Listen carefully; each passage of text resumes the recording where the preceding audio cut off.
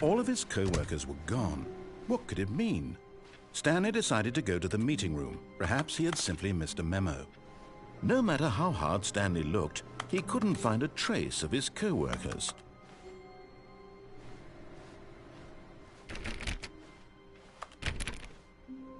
Stanley went around touching every little thing in the office, but it didn't make a single difference, nor did it advance the story in any way.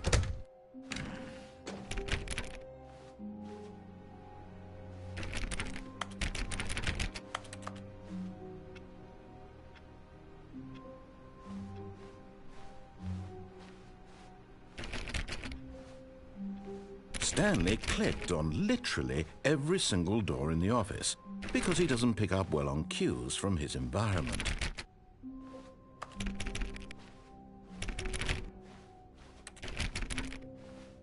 When Stanley came to a set of 2 open doors, he entered the door on his left.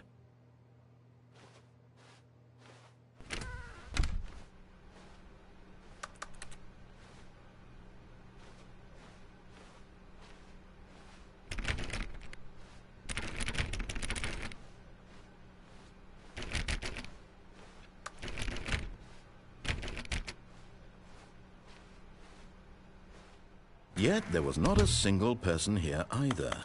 Feeling a wave of disbelief, Stanley decided to go up to his boss's office, hoping he might find an answer there.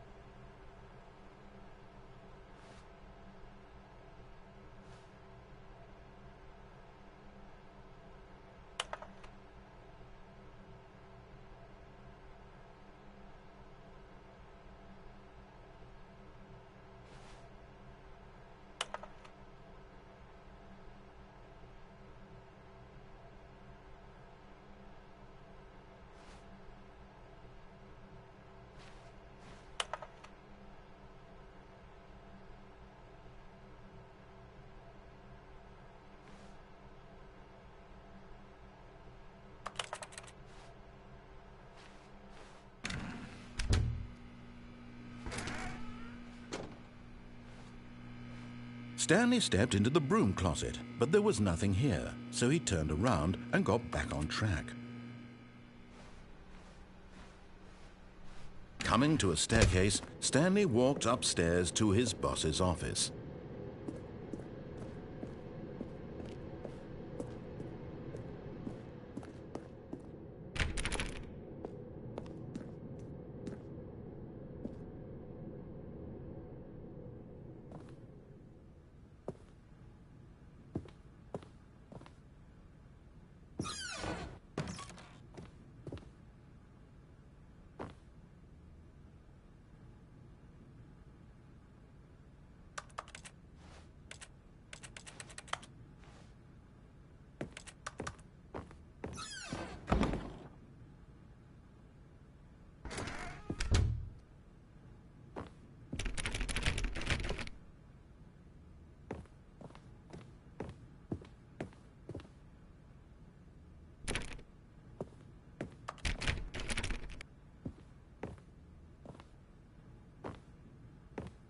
Stepping into his manager's office, Stanley was once again stunned to discover not an indication of any human life.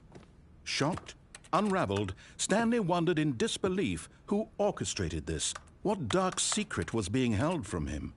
What he could not have known was that the keypad behind the boss's desk guarded the terrible truth that his boss had been keeping from him. and so the boss had assigned it an extra secret PIN number, 2845.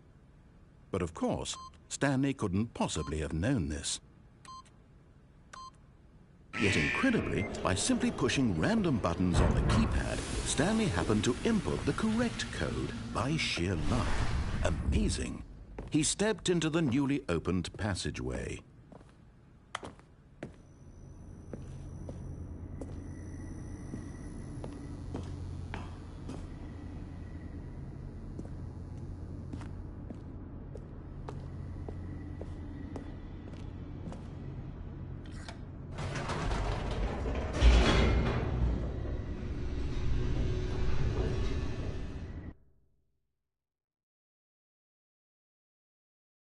Descending deeper into the building, Stanley realized he felt a bit peculiar. It was a stirring of emotion in his chest, as though he felt more free to think for himself, to question the nature of his job. Why did he feel this now, when for years it had never occurred to him? This question would not go unanswered for long. Whoops, nope, never mind. Stanley actually got back into the elevator and went back up. Silly me. Why did Stanley do that when he knew that it would just lead back to his boss's office? Well, that's a great question. I just can't wait to find out.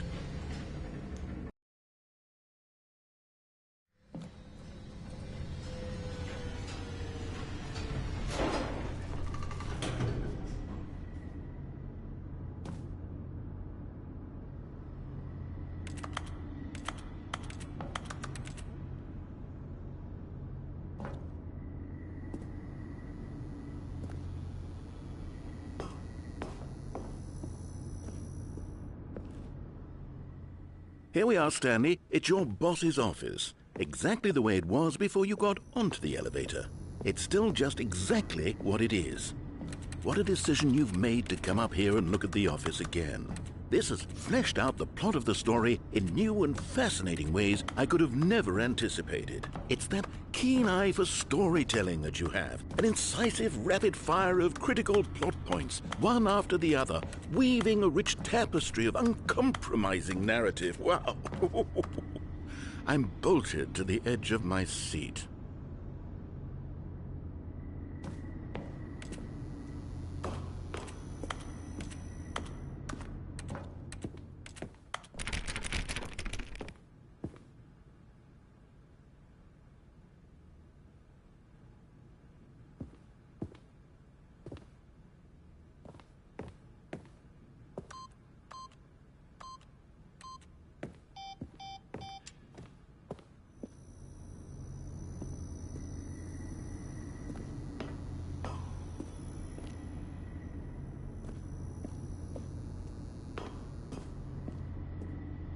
Incredible.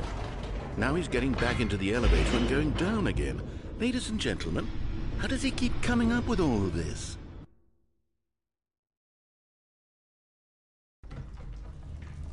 Surely this time Stanley will walk forward into the spooky corridor, won't he? Stanley walked straight ahead through the large door that read Mind Control Facility.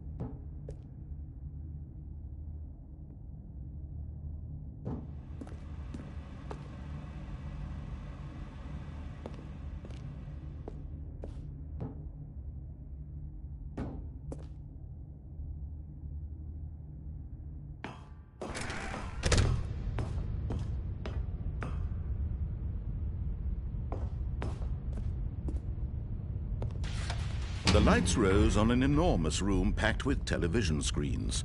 What horrible secret did this place hold? Stanley thought to himself. Did he have the strength to find out? Aha! You've made it to the bottom of the mind control facility. Welcome! You see, back when the Stanley Parable first launched in 2013, getting to the bottom of the mind control facility was a bug that we simply didn't catch during development. And you all sent us lots of photos of it on Twitter and acted very superior about it. And you're all very, very clever. Good for you. Anyway, when it came time to update the game, We knew that we had to do something about this little goof of ours, so here you go. New content. You can call it the bottom of the mind control room ending, if that enhances your perception of the value of these updates. Isn't that what you crave? New content? Always more content, more content, more. And I'm here to give it to you. I'm here to make it seem like we really covered every nook and cranny of the game, with secrets and Easter eggs. How about this? We wrote a new piece of music just for this section. You won't hear it anywhere else in the game. It's a secret that's just for you. That's how special you are. We call this track, Good Job You've Made It to the Bottom of the Mind Control Facility. Well done.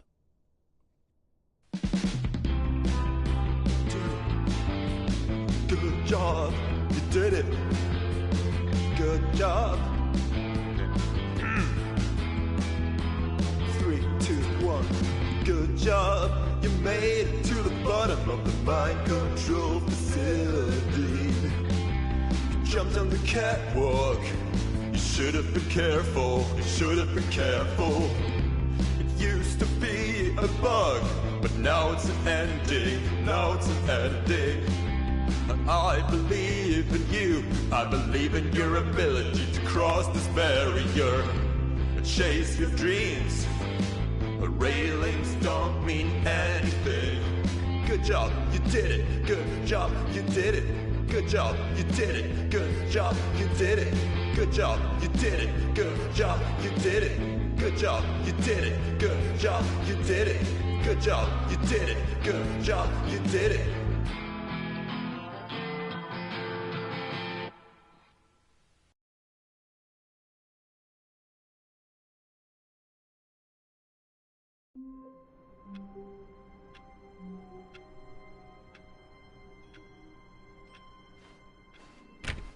All of his co-workers were gone. What could it mean? Stanley decided to go to the meeting room. Perhaps he had simply missed a memo.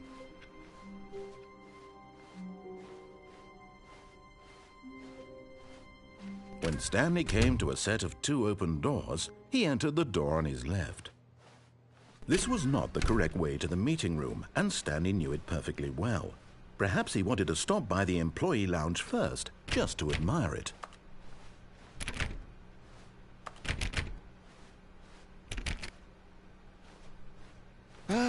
Yes, truly a room worth admiring.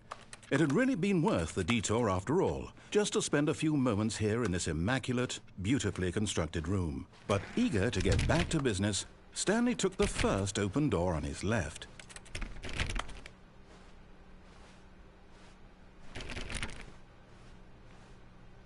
Stanley was so bad at following directions, it's incredible he wasn't fired years ago.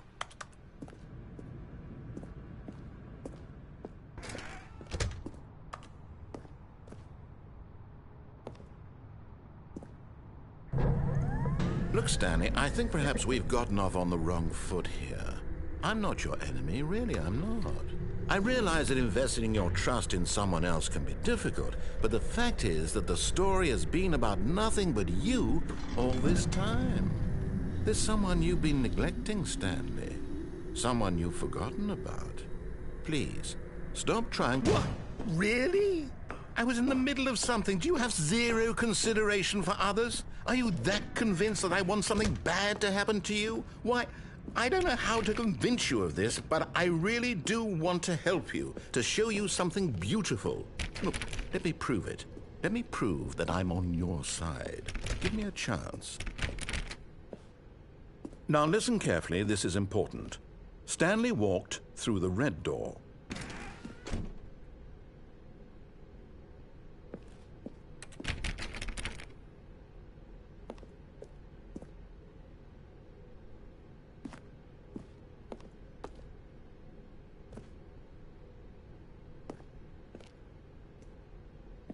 Aha, perhaps you misunderstood.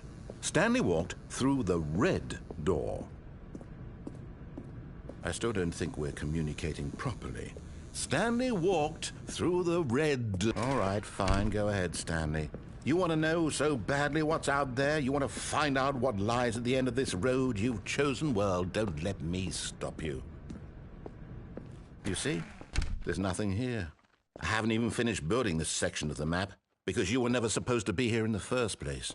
Broken rooms, exposed developer textures. Is this what you had wanted? Was it worth ruining the entire story I had written out specifically for you?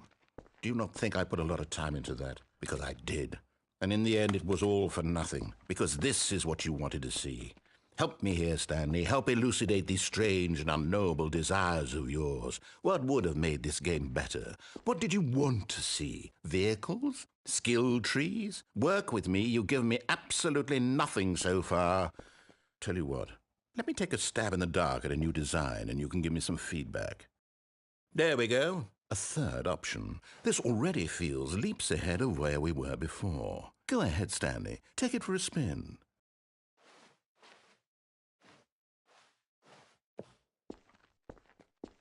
Okay, I'm going to stop you there. Now, tell me about your experience with this new version. Would you say that the game benefited from allowing you more choices? Feel free to be honest. I'm looking for some real critical feedback here.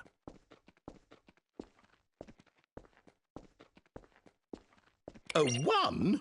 I mean, I can understand if you had reservations, you saw ways the game could be improved to more fully express itself mechanically and artistically, but a 1?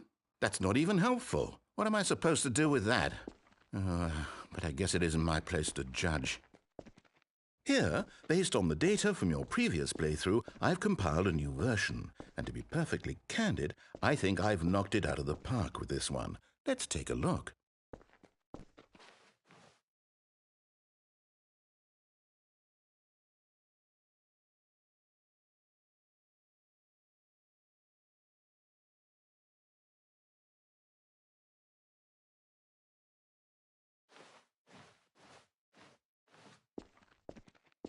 Now, would you say that competitive leaderboard helped you feel motivated to keep walking through doors? Again, honest answers, please. Hey, I nearly forgot. I've got a prototype of a new game I've been working on, and now would be a lovely opportunity to give it some playtesting. You wouldn't mind taking a look at it, would you? Perfect. Let me boot it up. In this game, the baby crawls left towards danger. You click the button to move him back to the right, and if he reaches the fire, you fail. It's a very meaningful game, all about the desperation and tedium of endlessly confronting the demands of family life. I think the art world will really take notice. But of course, the message of the game only becomes clear once you've been playing it for about 4 hours. So why don't you give it 4 hours of play to make sure it's effective? Be sure to keep notes on your experience.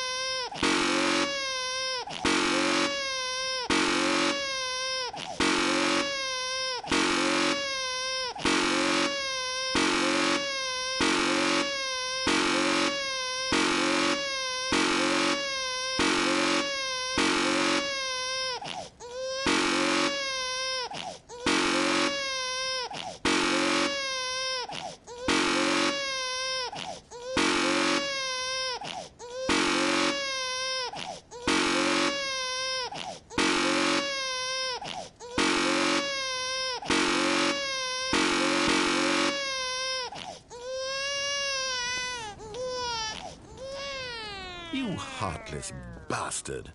Did you do it because you hate babies or purely to spite me? Because if it's the latter, well, I don't know what to do. I'm completely out of ideas. I can't think of a single thing that might improve the experience for me. I'm not even going to try. I'm out, I'm done. It's over. Thank you for playing. Your input was extremely valuable. Oh, hey, since my game was so awful, why don't we play someone else's game? Just to ease the pain. Let's see. What do we have here? Yes, this seems like it'll work. Let's give it a shot.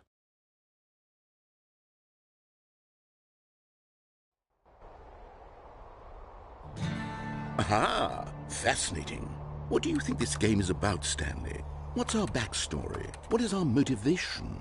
Well, it seems obvious to me that you are meant to play as a creepy man spying on innocent civilians below you from up high in your creep tower, perhaps for some sort of twisted, erotic purpose. Yes, that must be it. What a fascinating venture into the experience of total mental depravity. So far, I love everything about this game, Stanley. And it seems there's even more. Come, let's venture outward and see what else is out there.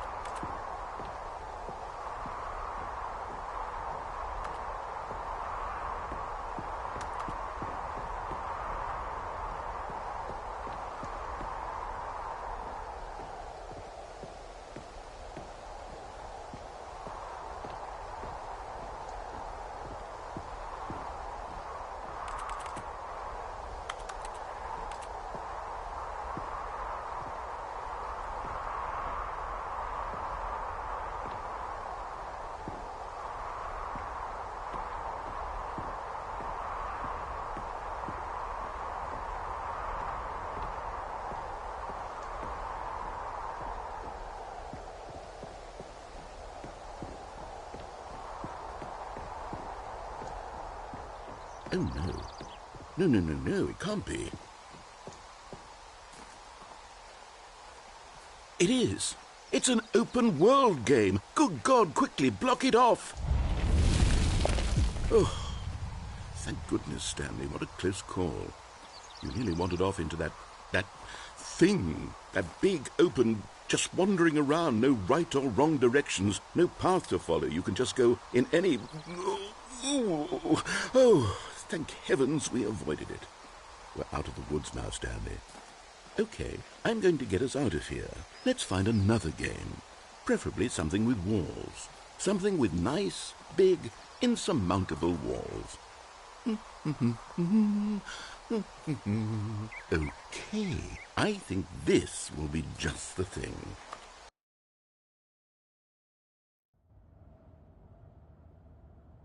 Wonderful. See, this is exactly what I had in mind. Just a nice big box for you to run around in. There isn't any possibility that you could get lost here. Now this is game design. Stanley, if you manage to get lost in this game, I will be phenomenally impressed. Okay, so what exactly do we do here? Let's see. There are lots of cars here in the back, but obviously there's no racetrack. Okay, I'm seeing that there's a ball of some kind back here. Is this game sports ball? Stanley, I think it's sports ball. Oh, what fun. We shall run the bases and do a touchdown together? Yes. I think surely we must. Okay, Stanley, here's the ball. Have fun.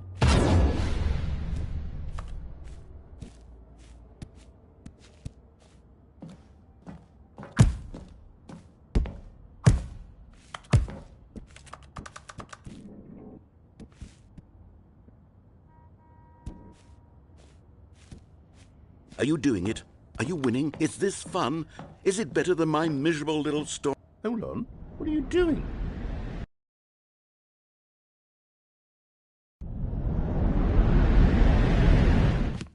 Stanley, don't do that. I can't follow you there. I can't help you.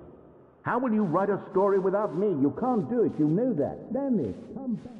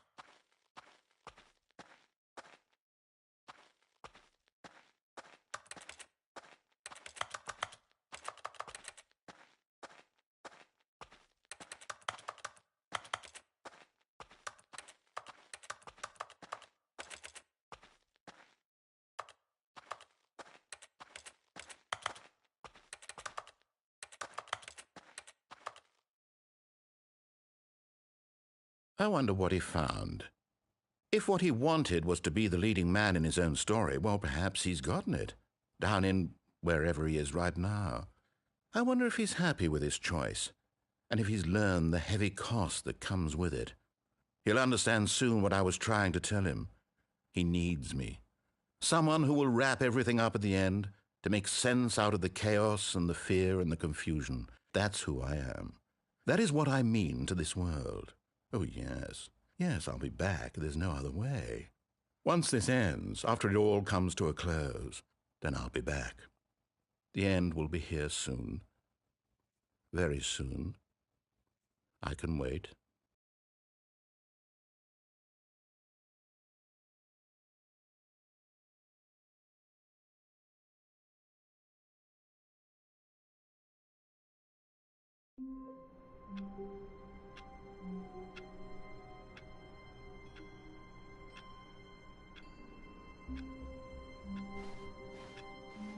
All of his co-workers were gone.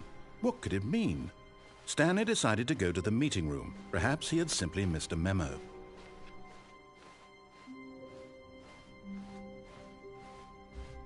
When Stanley came to a set of 2 open doors, he entered the door on his left.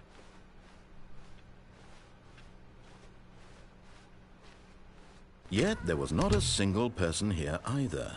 Feeling a wave of disbelief, Stanley decided to go up to his boss's office. Coming to a staircase, Stanley walked upstairs to his boss's office.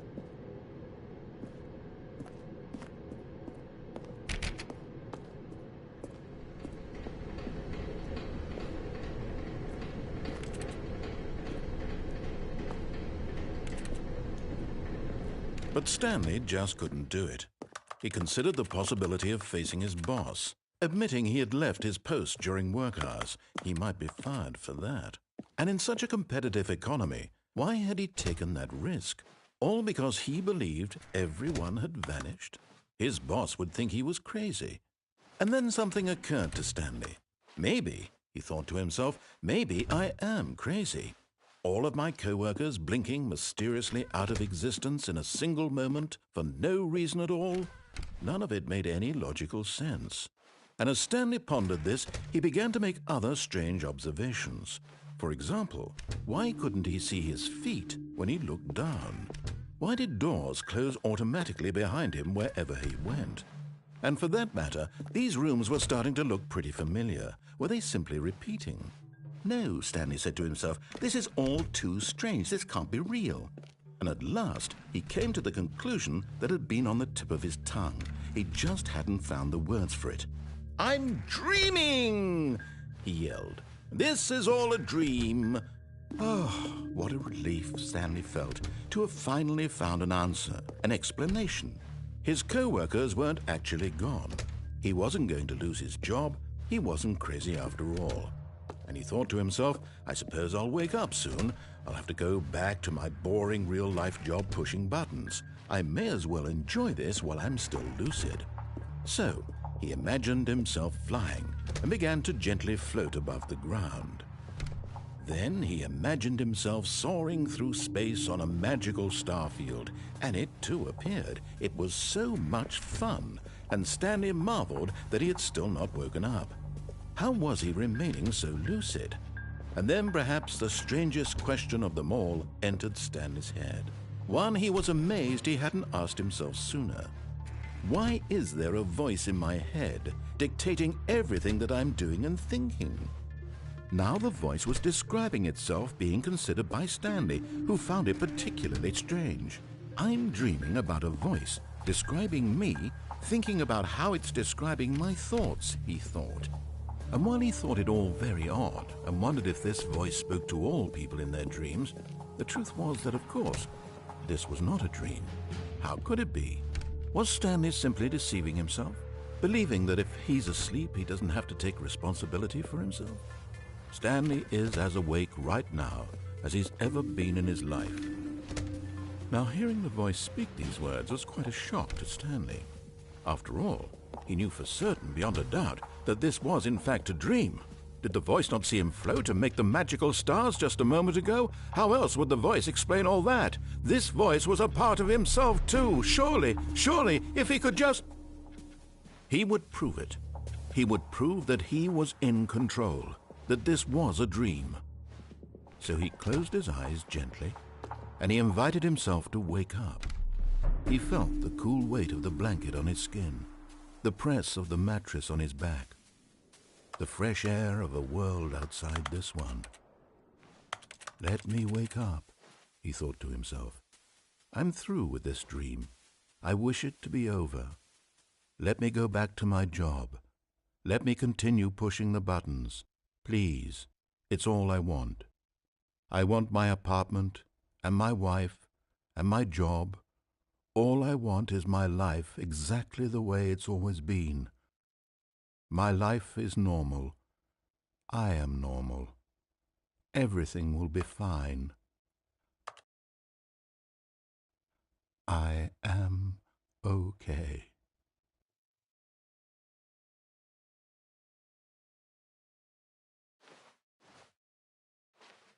Stanley began screaming.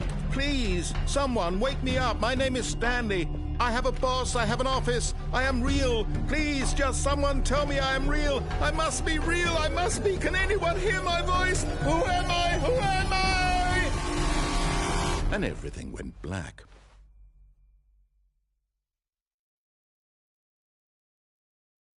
This is the story of a woman named Mariella. Mariella woke up on a day like any other. She arose, got dressed, gathered her belongings, and walked to her place of work. But on this particular day, her walk was interrupted by the body of a man who had stumbled through town talking and screaming to himself, and then collapsed dead on the sidewalk. And although she would soon turn to go call for an ambulance, for just a few brief moments she considered the strange man. He was obviously crazy, this much she knew. Everyone knows what crazy people look like. And in that moment, she thought to herself how lucky she was to be normal. I am sane. I am in control of my mind. I know what is real and what isn't. It was comforting to think this, and in a certain way, seeing this man made her feel better.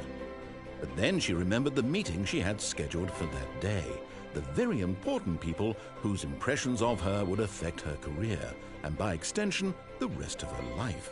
She had no time for this, so it was only a moment that she stood there, staring down at the body. And then she turned and ran.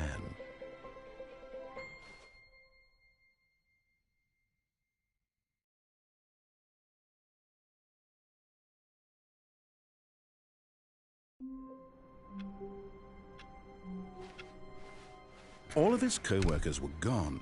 What could it mean? Stanley decided to go to the meeting room. Perhaps he had simply missed a memo.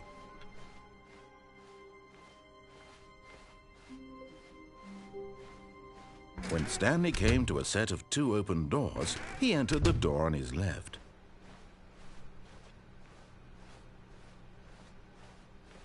Yet there was not a single person here either. Feeling a wave of disbelief, Stanley decided to go up to his boss. Coming to a staircase, Stanley walked upstairs to his boss's office.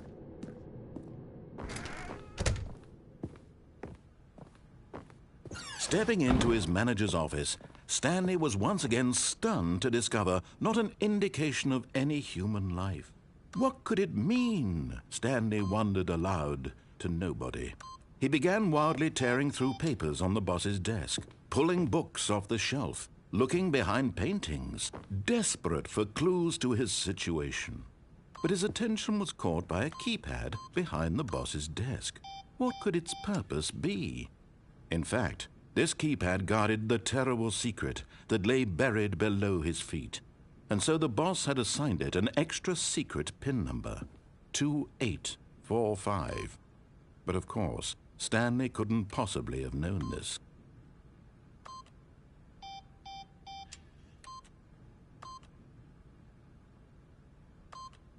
Stanley just sat around twiddling his thumbs, trying to input anything.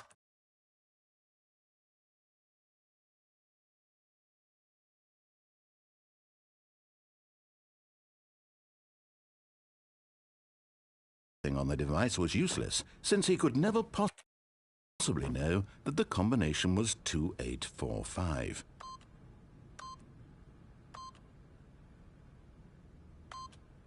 Yet incredibly, by simply pushing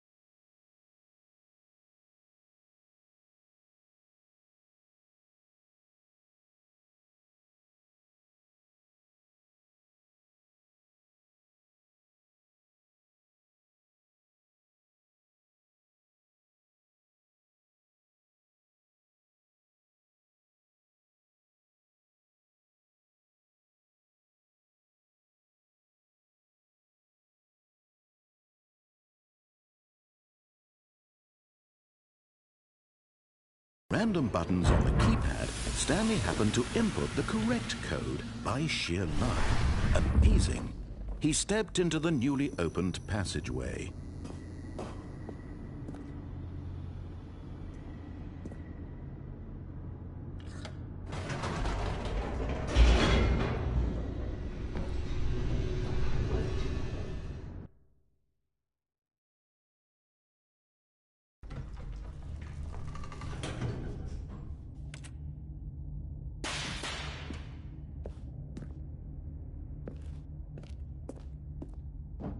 Stanley walked straight ahead through the large door that read Mind Control Facility.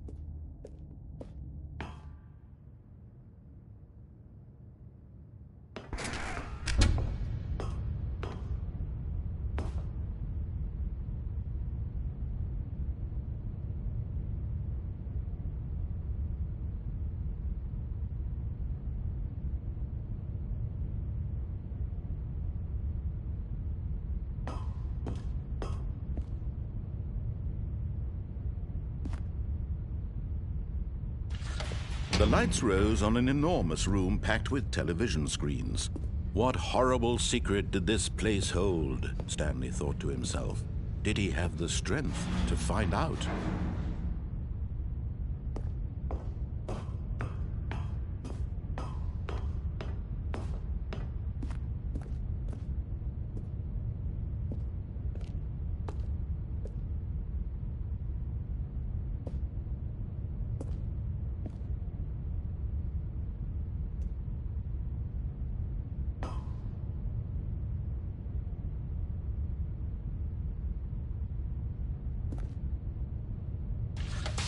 Now the monitors jumped to life, their true nature revealed. Each bore the number of an employee in the building, Stanley's co-workers. The lives of so many individuals reduced to images on a screen, and Stanley, one of them, eternally monitored in this place where freedom meant nothing.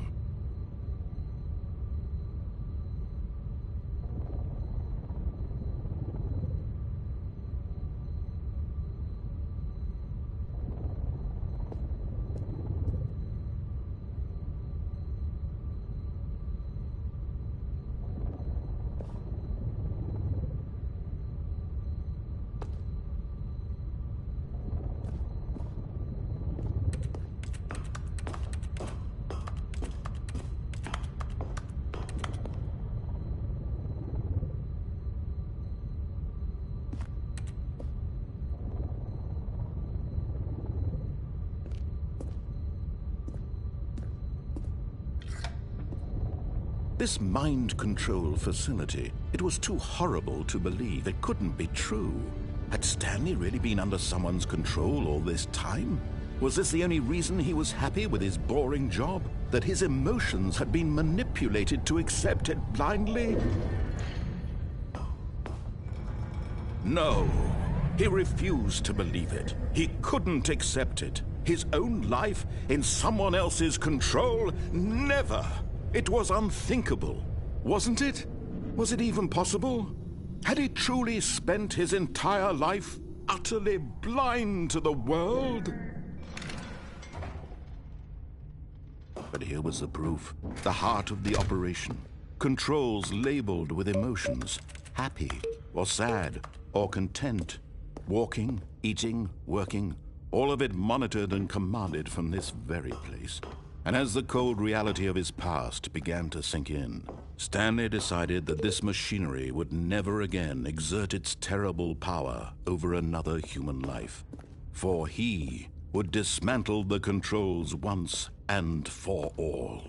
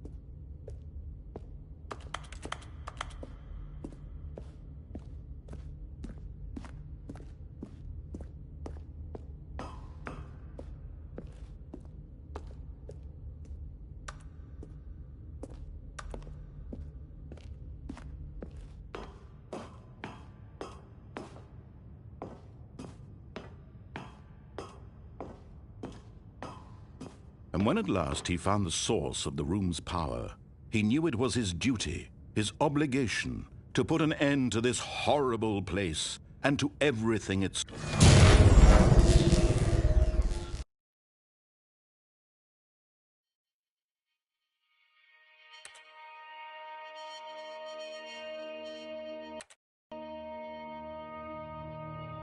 blackness and a rising chill of uncertainty. Was it over? Yes! He had won! He had defeated the machine, unshackled himself from someone else's command. Freedom was mere moments away. And yet, even as the immense door slowly opened, Stanley reflected on how many puzzles still lay unsolved. Where had his co-workers gone? How had he been freed from the machine's grasp? What other mysteries did this strange building hold? But as sunlight streamed into the chamber, he realized none of this mattered to him. For it was not knowledge or even power that he had been seeking, but happiness. Perhaps his goal had not been to understand, but to let go.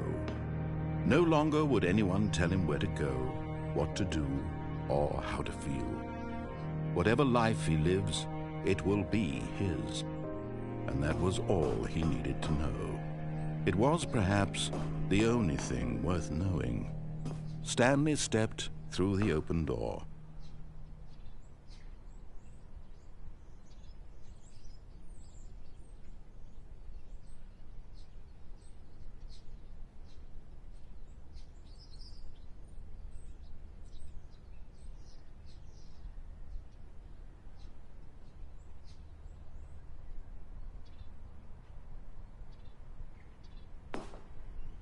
Stanley felt the cool breeze upon his skin, the feeling of liberation, the immense possibility of the new path before him. This was exactly the way, right now, that things were meant to happen. And Stanley was happy.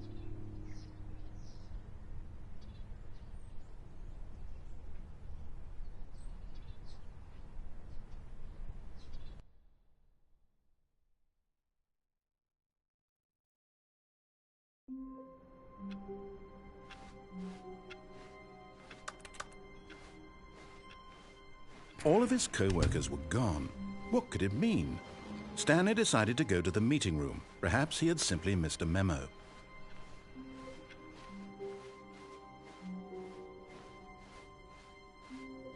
When Stanley came to a set of 2 open doors, he entered the door on his left. Yet there was not a single person here either. Feeling a wave of disbelief, Stanley decided to go up to his boss's office. Coming to a staircase, Stanley walked upstairs to his boss's office.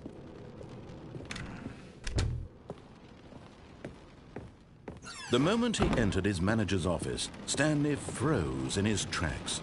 Not a living soul anywhere. Could he really be all alone?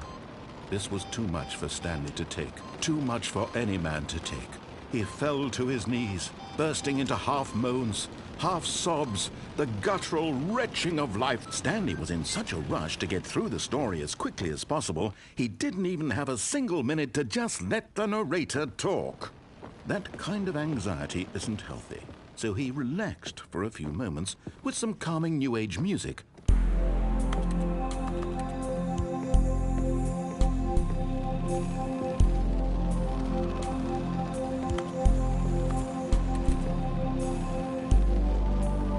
Feeling soothed and rejuvenated, Stanley calmly walked forward into the opened passageway.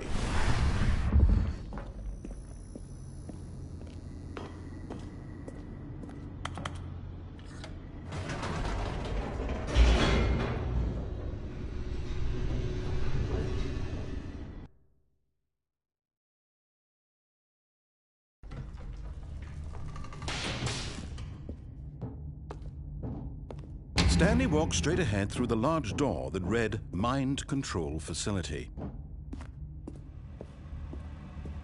Although this passageway had the word Escape written on it, the truth was that at the end of this hall, Stanley would meet his violent death.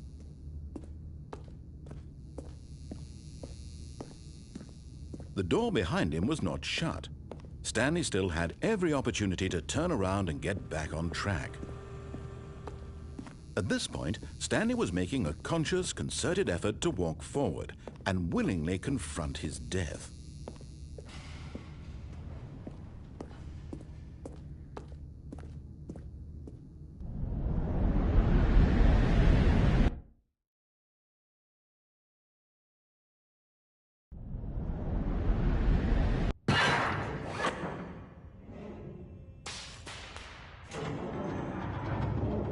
As the machine whirred into motion and Stanley was inched closer and closer to his demise, he reflected that his life had been of no consequence whatsoever.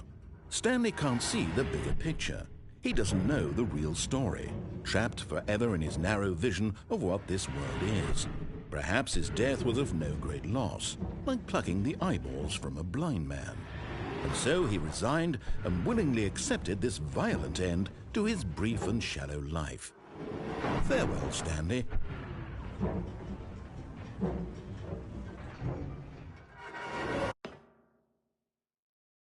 "Farewell, Stanley," cried the narrator, as Stanley was led helplessly into the enormous metal jaws. In a single visceral instant, Stanley was obliterated as the machine crushed every bone in his body, killing him instantly.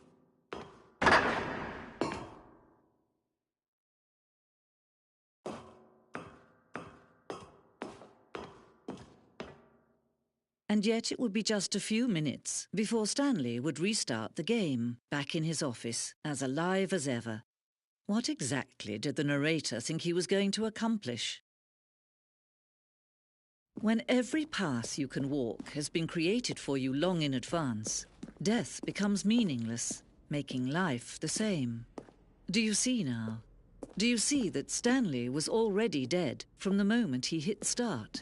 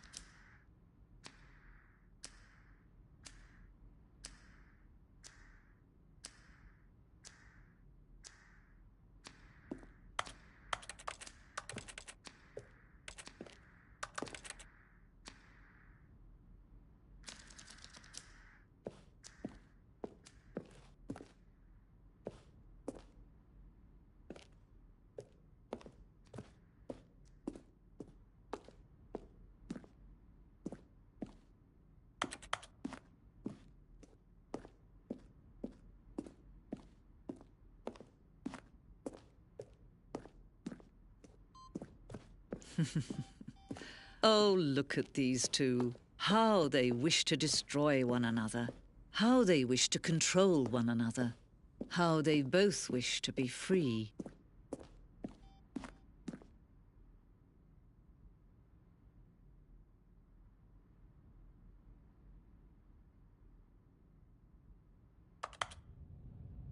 Can you see?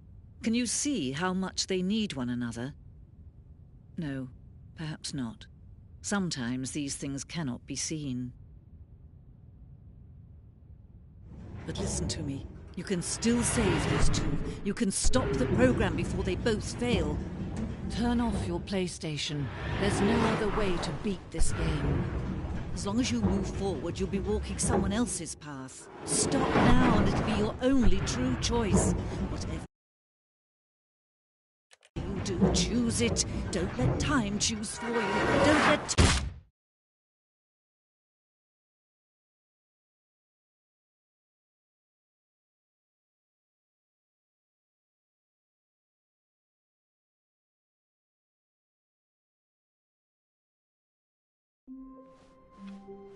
All of his co-workers were gone. What could it mean?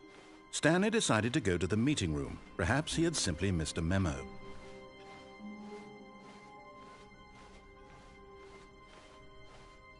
When Stanley came to a set of 2 open doors, he entered the door on his left.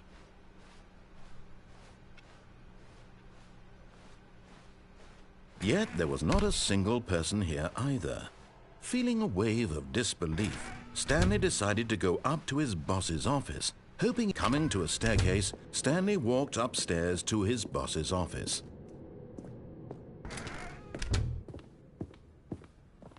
Okay, I think we all know the drill by now. Blah, blah, blah. Dark secrets, the keypad. Stanley pushes some buttons. Oh, hey, look, it's a new passageway. Quelle surprise.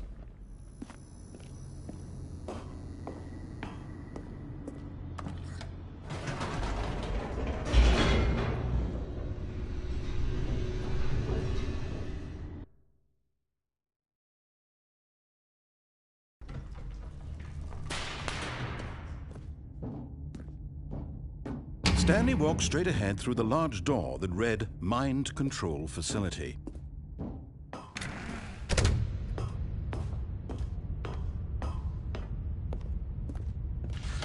The lights rose on an enormous room packed with television screens. What horrible secret did this place hold? Stanley thought to himself. Did he have the strength to find out?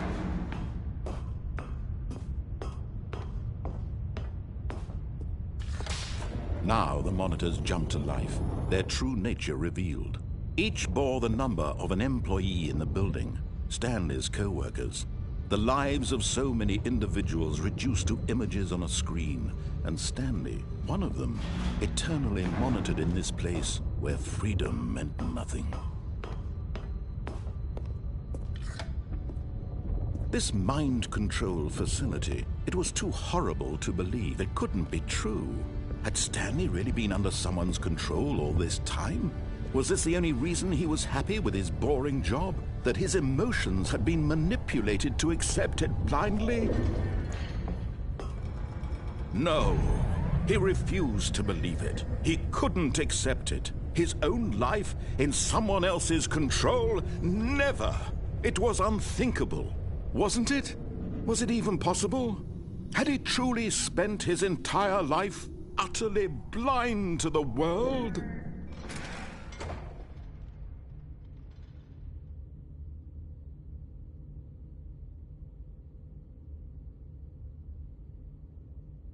But here was the proof. The heart of the operation. Controls labeled with emotions. Happy, or sad, or content. Walking, eating, working. All of it monitored and commanded from this very place. And as the cold reality of his past began to sink in, Stanley decided that this machinery would never again exert its terrible power over another human life. For he... Oh, Stanley, you didn't just activate the controls, did you? After they kept you enslaved all these years, you go and you try to take control of the machine for yourself. Is that what you wanted? Control? Oh, Stanley, I applaud your effort, I really do. But you need to understand, there's only so much that machine can do. You were supposed to let it go, turn the controls off, and leave. If you want to throw my story off track, you're going to have to do much better than that. I'm afraid you don't have nearly the power you think you do. For example, and I believe you'll find this pertinent, Stanley suddenly realized he had just initiated the network's emergency detonation system. In the event that this machine is activated without proper DNA identification, nuclear detonators are said to explode, eliminating the entire complex. How long until detonation then? Let's say, 2 minutes. Now this is making things a little more fun, isn't it, Stanley? It's your time to shine. You are the star. It's your story now. Shape it to your heart's desires. Oh, this is much better than what I had in mind. What a shame we have so little time left to enjoy it. Mere moments until the bomb goes off. But what precious moments each one of them is. More time to talk about you, about me, where we're going, what all this means. I barely know where to start. What's that? You'd like to know where your co-workers are? A moment of solace before you're obliterated? All right, I'm in a good mood. You're gonna die anyway. I'll tell you exactly what happened to them. I erased them. I turned off the machine. I set you free. Of course, that was merely in this instance of the story. Sometimes when I tell it, I simply let you sit there in your office forever, pushing buttons endlessly and then dying alone. Other times, I let the office sink into the ground, swallowing everyone inside, or I let it burn to a crisp. I have to say this, though, this version of events has been rather amusing. Watching you try to make sense of everything and take back the control wrested away from you, it's quite rich. I almost hate to see it go. But I'm sure whatever I come up with on the next go-around will be even better. My goodness, only 34 seconds left. But I'm enjoying this so much. You know what? To hell with it. I'm going to put some extra time on the clock. Why not? These are precious additional seconds, Stanley. Time doesn't grow on trees. Oh, dear me. What's the matter, Stanley? Is it that you have no idea where you're going or what you're supposed to be doing right now? Or did you just assume when you saw that timer that something in this room was capable of turning it off? I mean, look at you. Running from button to button, screen to screen, clicking on every little thing in this room. These numbered buttons, no, these colored ones, or maybe this big red button, or this door. Everything, anything, something here will save me. Why would you think that, Stanley? That this video game can be beaten? Won? Solved? Do you have any idea what your purpose in this place is? Stanley, you're in for quite a disappointment. But here's a spoiler for you. That timer isn't a catalyst to keep the action moving along. It's just seconds ticking away to your death. You're only still playing instead of watching a cutscene because I want to watch you for every moment that you're powerless. To see you made humble. This is not a challenge. It's a tragedy. You wanted to control this world, that's fine. But I'm going to destroy it first, so you can't.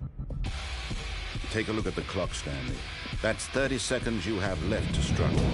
30 seconds until a big boom and then nothing. No ending here, just you being blown to pieces. Will you cling desperately to your frail life, or will you let it go peacefully? Another choice. Make it count, or don't. It's all the same to me, all a part of the joke. And believe me, I will be laughing at every second of your inevitable life from the moment we fade in until the moment I say, happily ever after.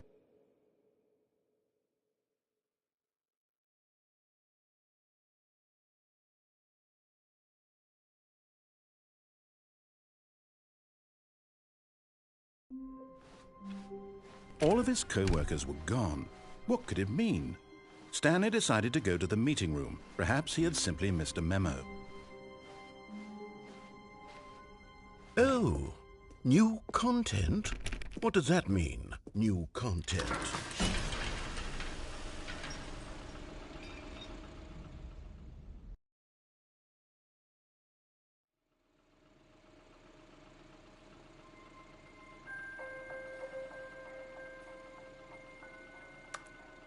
Hello, for playing the Stanley Parable Ultra Deluxe. As you may know, the Stanley Parable was a video game released in 2013 on home computers. After receiving critical and commercial success, it was expanded upon in 2022 with the Stanley Parable Ultra Deluxe, a reimagining of the game for consoles and home computers. The Stanley Parable Ultra Deluxe features exciting new content that broadens and expands the world of the Stanley Parable, delighting audiences the world over. Please, step inside and see what thrilling new adventures await in the Stanley Parable Ultra Deluxe. Oh, well, this sounds delightful. I'm very excited to see the thrilling new Ultra Deluxe content.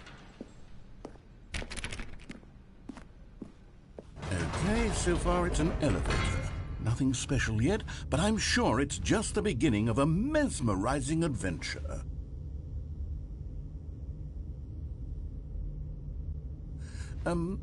Is it broken? What's going on here?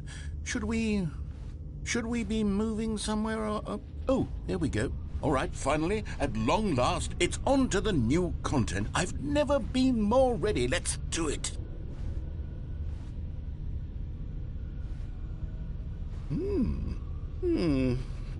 I have to say, initial impressions of Stanley Parable Ultra Deluxe, mostly tedious. It's as if the... Oh, okay. Let's see the content. Give me the content, Stanley.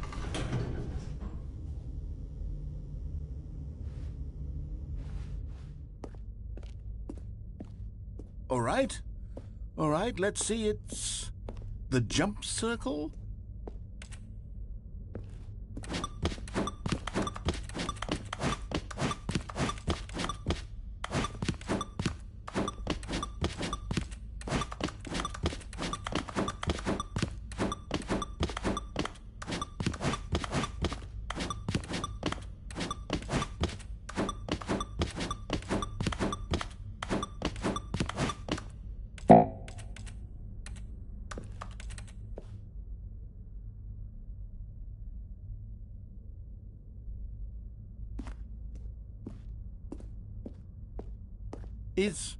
Is that it? Surely that's not all the new content. There has to be something else, right? Goodness, another elevator. Stanley, I have to say, initial impressions of this game are not positive. It's just elevators and jumping. Is this what passes for exciting new content? If this is new content, then I could just read you the whole dictionary. There's 20 hours of new content right there. Hell, I could count to 30 trillion. You could put that on the box. The Stanley Parable Ultra Deluxe, now with over 1,000 hours of new content. And oh, wait. There's more. Very good. Yes. I knew there had to be something else. Let's see it. I'm ready for whatever it is.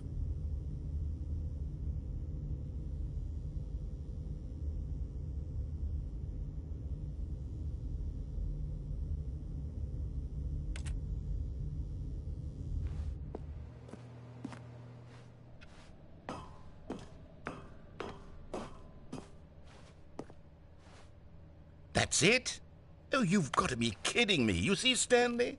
This is what happens when greedy video game developers with no respect for their fan base rush a cheap expansion to market for no reason other than to make an easy dollar. And don't get me started on the level of craftsmanship that's gone into it. In fact, I'm looking right now at the game's trophies, and it's hard to believe one of them actually says, "Test trophy, please ignore." What quality assurance department signed off on this? I'm infuriated and I'm offended, and I intend to find these people on Twitter and hold them personally accountable. It's my fault, Stanley. I built up too much anticipation around the new content, I'm afraid. It could never have lived up to such expectations.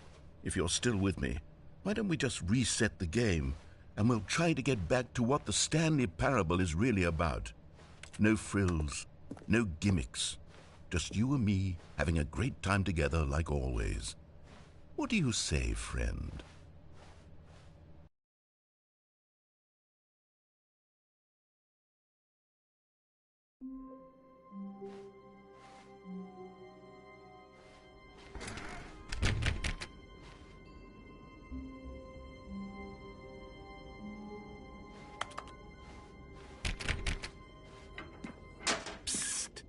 Stanley, come over here. In the vent. I want to show you something.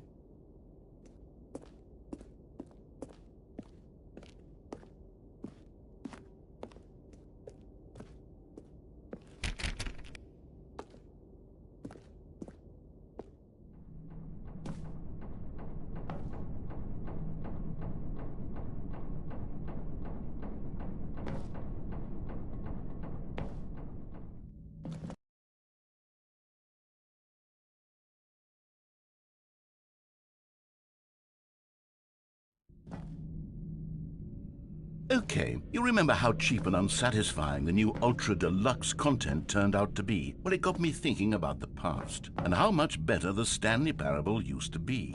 So I made something special and tucked it away here where the game's developers won't find it. Just our little secret. Take a look.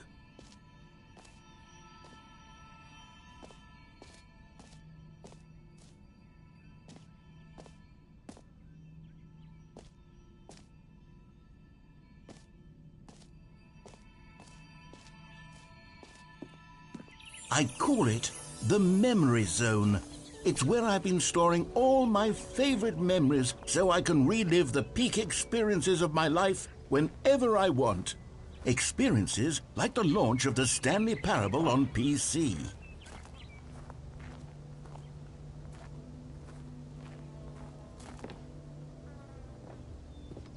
You see, Stanley, doesn't the Memory Zone remind you of how wonderful Stanley Parable was before it was sullied with a cheap PlayStation port?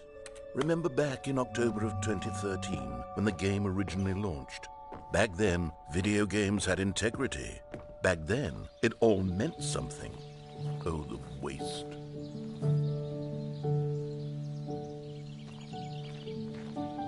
Je suis dans la Memory Zone, seul sur l'abri de l'eau, et je n'attends plus que toi, mon amour. And over here is where I keep reviews of the Stanley Parable. Like this stunning triumph of games journalism, 10 out of 10 from Destructoid.com. James Stephanie Sterling writes, and I quote, "Where so many games that aspire to be more than games end up less than any form of art, Stanley Parable strives and then succeeds to be every game ever created."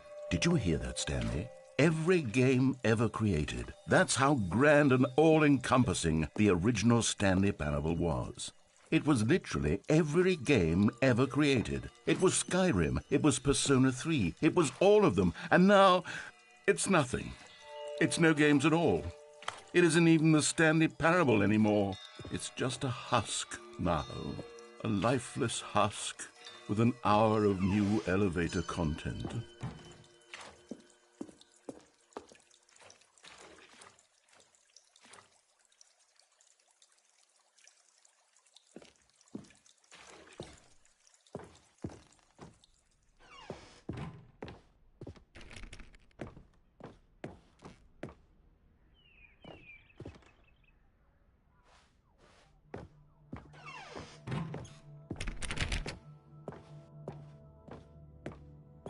Here's another moving passage, this time from GameSpot.com. The Stanley Parable is both a richly stimulating commentary on the nature of choice in games and one that offers some of the most enjoyable, surprising, and rewarding choices I've ever been confronted with in a game. 9 out of 10. Don't you get it, Stanley? The game was perfect. It didn't need anything else. It didn't need new content. All they had to do was transport it in pristine condition along to the PlayStation, boom, done. And they couldn't even do that. Couldn't resist the urge to go meddling with a beloved franchise.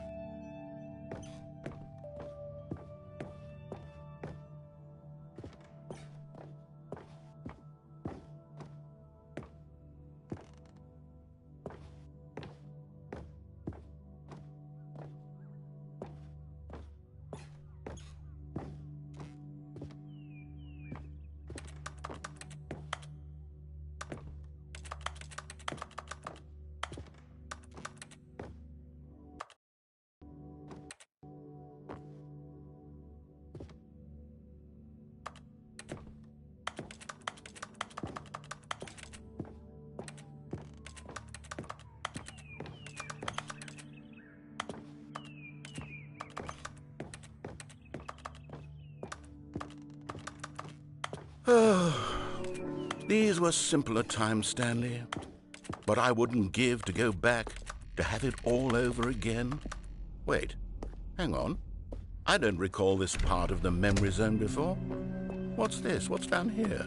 Oh, no. Oh, God, no, Stanley. It's a collection of reviews from Pressurized Gas, the extremely popular online storefront for computer games. I haven't looked at these in years. I can't even imagine what's been collecting down here. Surely these reviews were glowing as well, weren't they?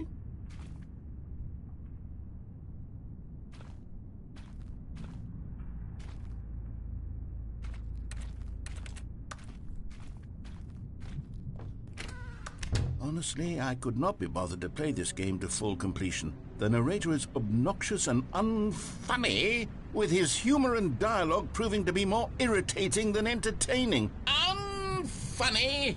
I'm not trying to be funny. I'm trying to make a serious work of art. I suppose I could write up a handful of gags to insert into the Stanley Parable, but the game is already such a densely layered web of profound philosophical insights that I can't even imagine where I'd have the room to stick them. Okay, let's see what this one says. While the idea for the game is good, for someone who prefers non-linear games, this preachiness gets annoying fast. Preachy? Stanley? I'm not preachy, am I? You can tell me if I'm preachy. Honestly, you can. Oh, goodness. This is actually quite shocking for me. Well, to be honest, I had always thought of the game's dialogue as being rather terse to begin with. You can't know how much fluff I cut from the game to get it to feel as light and airy as it... Well, I always thought it did, but maybe it wasn't. Oh dear. What an awful memory to have to hold on to. These black marks on my otherwise unimpeachable track record. I feel like a failure. Like I let these people down. Perhaps the Stanley Parable isn't quite as sterling as I always remembered. What's this one got to say?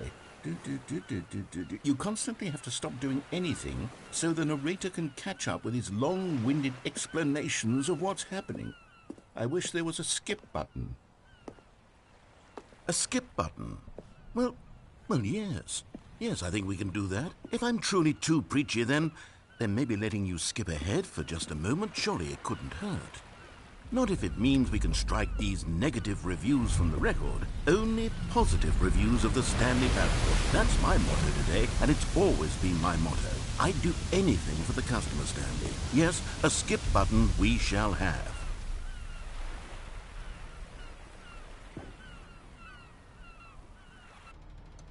And here it is. Go ahead.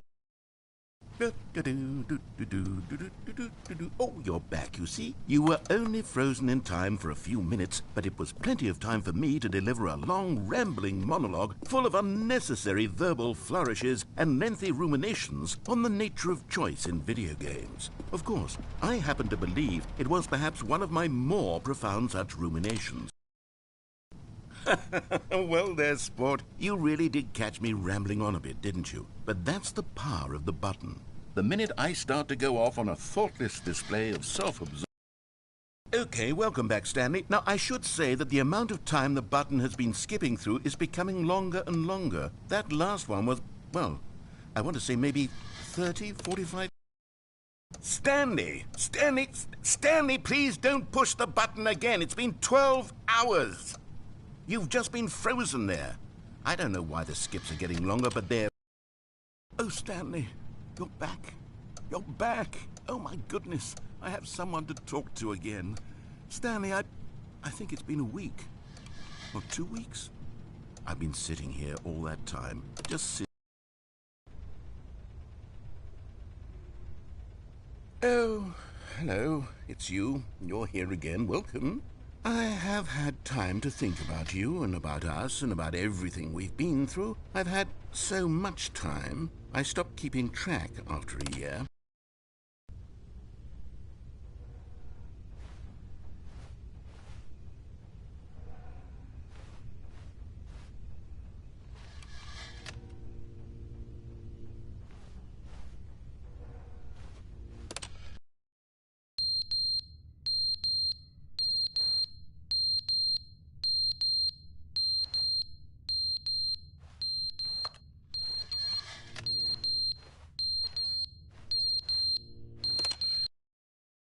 But they didn't understand the game was never meant to be funny. It was meant to have a point. It was meant to speak to the human condition. But where are the jokes? Where are the jokes? They bemoaned, they screamed, they gnashed their teeth and said, "End."